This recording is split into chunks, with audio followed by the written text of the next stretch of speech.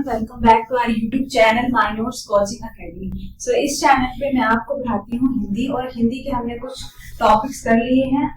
इससे पिछले लेक्चर में हमने किया था कारक और आज हम करने वाले हैं अलंकार। अलंकार क्या होते हैं, ठीक है। सबसे पहले इसका संधि विच्छेद अगर करना हो तो हम कैसे करेंगे, अलम प्लस कार। यहाँ अलम का अर्थ आभूषण या गहना है, ठीक है।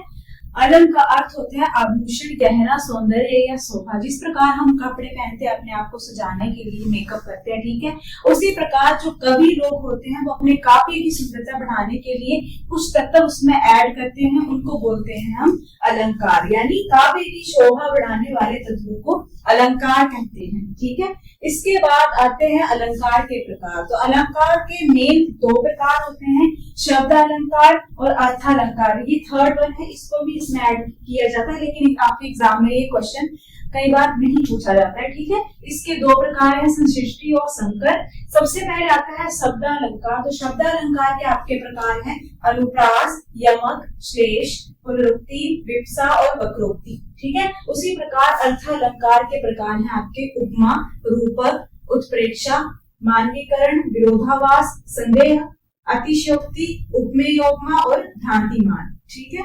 तो अब हम सबसे इंपॉर्टेंट आपके आते हैं अर्थालंकार के, उपमा, रूपक और उत्प्रेक्षा। सबसे इंपॉर्टेंट इन तीनों को माना जाता है और ये वाले जो फर्स्ट तीन आते हैं आपके अनुप्रास, यमक और श्लेष, ज्यादातर एग्जाम में यही पूछे जाते हैं, ठीक है। तो अभी हम कर लेते हैं अर्थालंकार, ठीक है। अर्थालंकार, अर्थालंकार में सबसे पहले आपका आता है उपमा अलंकार। उपमा अलंकार क्या होता है, जब पंक्ति में योजक चिन्ह आए और शब्द आपके आएंगे सा, से, सरिस आए तो उपमा अलंकार होता है, ठीक है। जैसे आपका ये काव्य दिया हुआ है, मुख चंद्रमा सा सुंदर है और कर कमल सा कोमल है, ठीक है। कर यानी आपका हाथ। तो इसमें क्या आएगा कि योजक चिन्ह आएगा और उसके साथ ये वाले वर्ड्स आएंगे आपके सा, से, सरिस, ठीक है।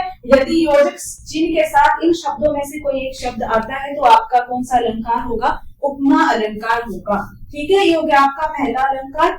दूसरा अलंकार आता है रूपक अलंकार।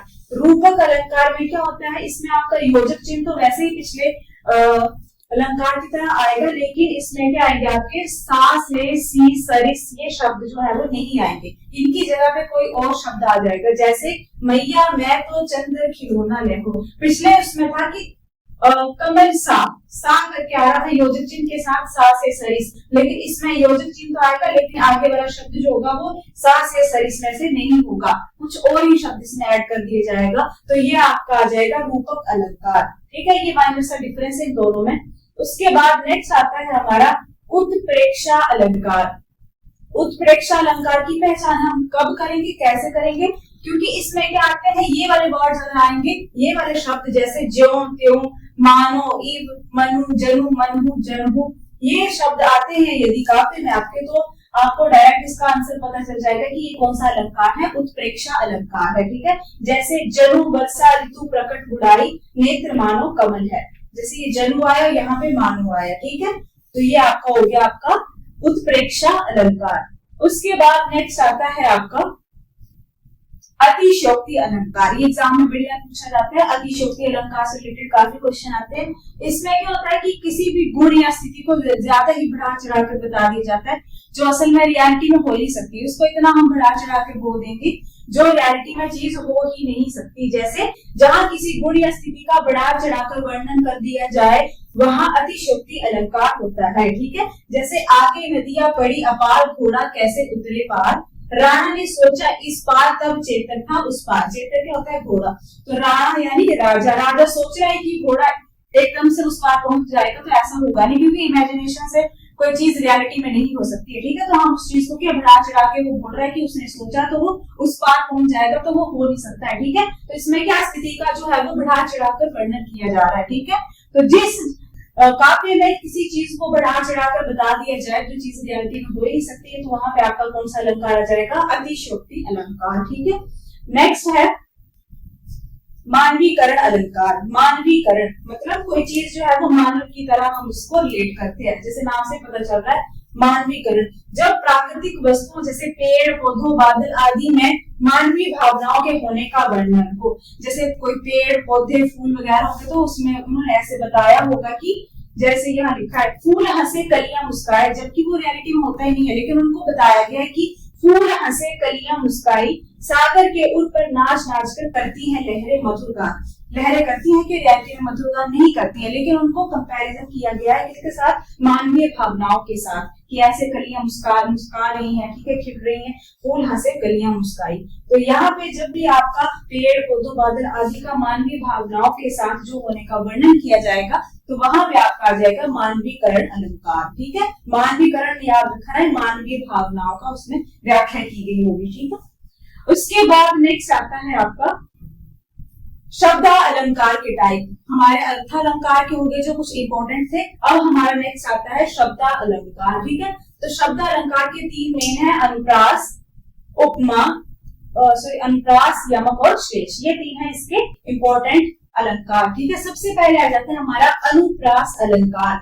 अनुप्रास में क्या होगा कि बार बार वर्ण आएगा, एक वर्ण जो होगा वो बार बार रिपीट होगा, ठीक है। वर्ण मैंने आपको वर्णमाला में पिछले लेक्चर में पढ़ाया कि वर्ण क्या होते हैं जिनके टुकड़े नहीं किए जा सकते, ठीक है। जैसे च हो गया, यहाँ पे देखो च रिपीट हो रहा है बार बार, जैसे चारु चंद्र की चंचल किरण खेल रही जल थल में, ठीक है। तो यहाँ पे क्या है, इस काव्य में फर्स्ट इसमें क्या रिपीट हो रहा है, च यानी च के वर्ण जिसके टुकड़े नहीं किए जा सकते, ठीक है। और देखो दूसरे में क्या रिपीट हो रहा है, म, मधुर मधुर मुस्कान मनोहर मन जुरेश की उजियाला, ठीक है। तो इसमें आपका क्या रिपीट हो रहा है बार बार, म, जिसमें वर्ण, जो वर्ण होता है जिसके टुकड़े नहीं होते हैं, ठीक है। वर्ण अगर आएगा अकेला एक वर्ण सिंगल, ठीक है, च और म आ रहा है, तो वहां पे आपका होगा अनुप्रास अलंकार, ठीक है। इसमें सिर्फ वर्ण की बात हो रही है, ना कि शब्द।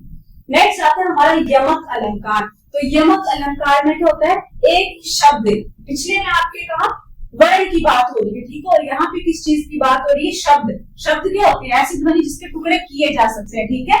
तो यहाँ पे कनक कनक पैसो गुनी मादकता अधिकाय वा खाए बुराए नर या पावे बोराए, इसका क्या है, कनक। कनक के भी बहुत सारे मीनिंग होते हैं, जैसे कनक आठ हो गया, गेहूं हो गया, धतूरा हो गया, ठीक है। तो इसमें क्या होगा, एक शब्द से एक शब्द जो होगा वो बार बार आएगा, उसके क्या होंगे, अनेक अर्थ होंगे, ठीक है। तो जिसमें एक शब्द बार बार होगा उसके अर्थ अलग अलग होंगे, तो वहां पे आपका आ जाएगा यमक अलंकार। लास्ट आता है हमारा श्लेष अलंकार। तो श्लेष अलंकार क्या होता है, इसमें भी क्या होते हैं, एक शब्द के अनेक अर्थ होते हैं, ठीक है। जैसे रहीमन पानी राखिए बिन पानी सब सून, पानी गए ना उधरे मोती मास चून, ठीक है। जैसे पानी है तो इसका पानी का अर्थ 2 प्रकार से लिया गया है इसमें, ठीक है। जैसे पानी का पहला अर्थ लिया गया है मनुष्य के संदर्भ में, इसका मतलब है कि रहीम कह रही है कि मनुष्य किसकी तरह होना चाहिए, पानी की तरह होना चाहिए, विनम्र, ठीक है, विनम्रता होनी चाहिए उसमें। और दूसरे इसमें लिखा है कि मोती से उसका, मोती की चमक से उसका कंपैरिजन किया जा रहा है पानी का, कि पानी का दूसरा अर्थ है आभा तेज या चमक से है, किसकी चमक से, मोती की चमक से, ठीक है, जिसके बिना मोती का कोई मूल्य नहीं है, ठीक है। तो आई होप आपको ये समझ में आ गया होगी अलंकार, ठीक है। इसी के साथ मैं वीडियो को खत्म कर रही हूँ यहीं पे। अगर आपको हमारा कंटेंट या हमारा वीडियो पढ़ाया वो समझ में आ रहा है तो आप हमारे चैनल को सब्सक्राइब कर सकते हैं। Thank you.